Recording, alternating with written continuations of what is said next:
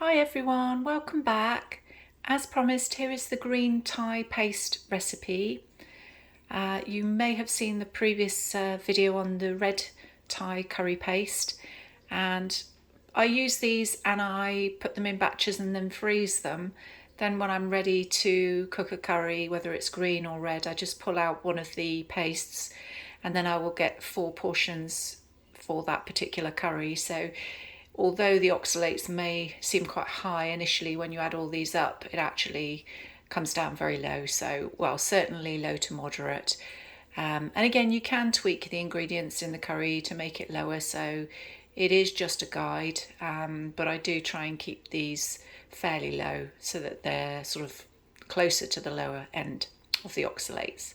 Okay, so the ingredients for this particular paste we're going to use, very similar to the red Thai, but just a couple of slight changes.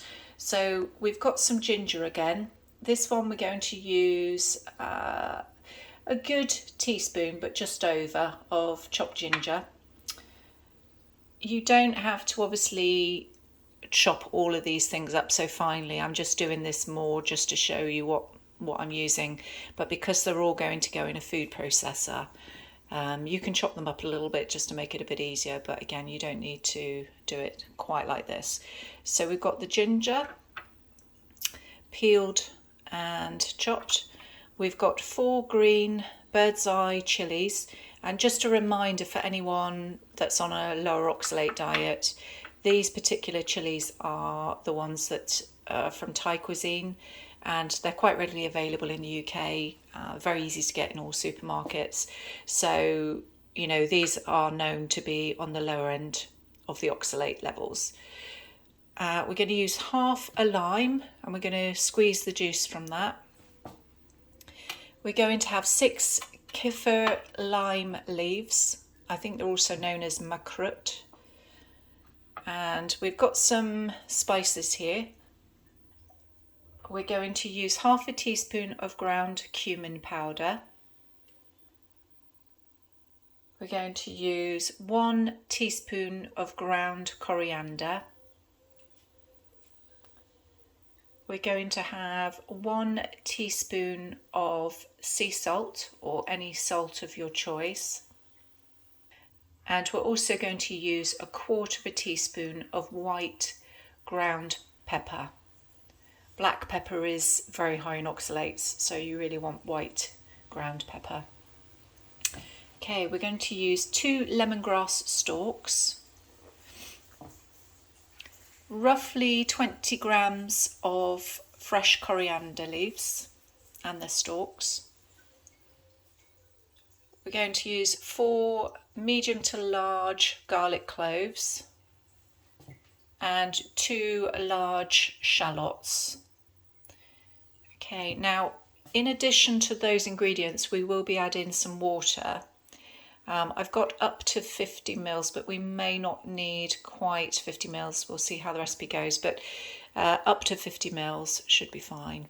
Okay, so that's all the ingredients. So what we're going to do now is just get the food processor ready, and we're going to add all of those ingredients.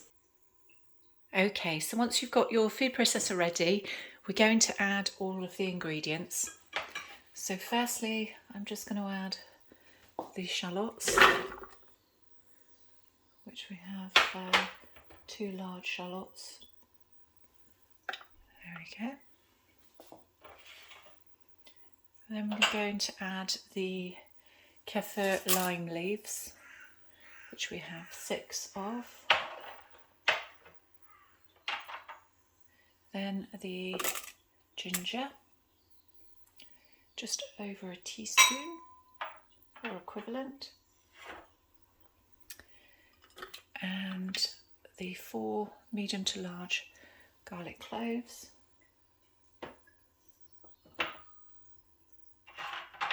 The 4 birdseye chillies.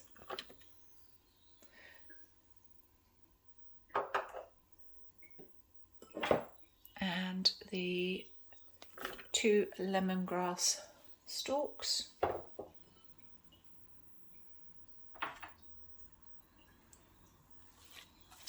We're going to pop the coriander in.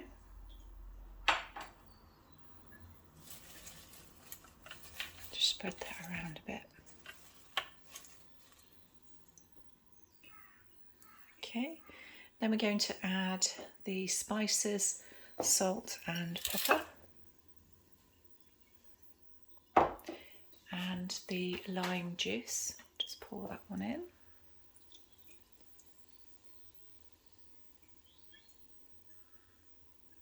Okay. Now once you've added all those ingredients, we're just going to add a splash of water. I won't put all of the water in yet because we want to see how much we need. Okay, and I'm just going to food process this. Okay, so we're just going to add a bit more water, but we're just going to take some of the mixture off the sides.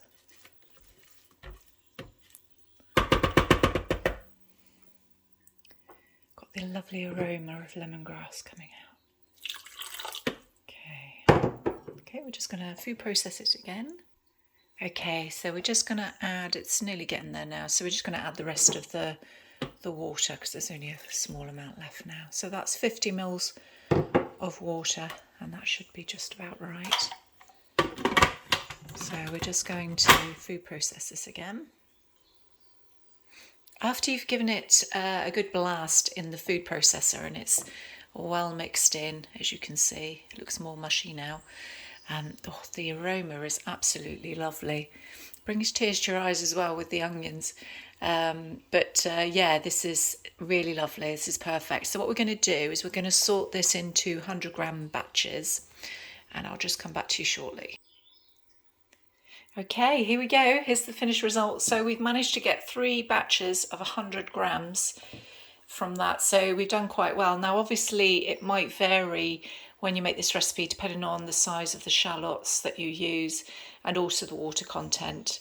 But I'm pleased because 3 batches means it will be lower in oxalate. So each batch, so we'll freeze each of these.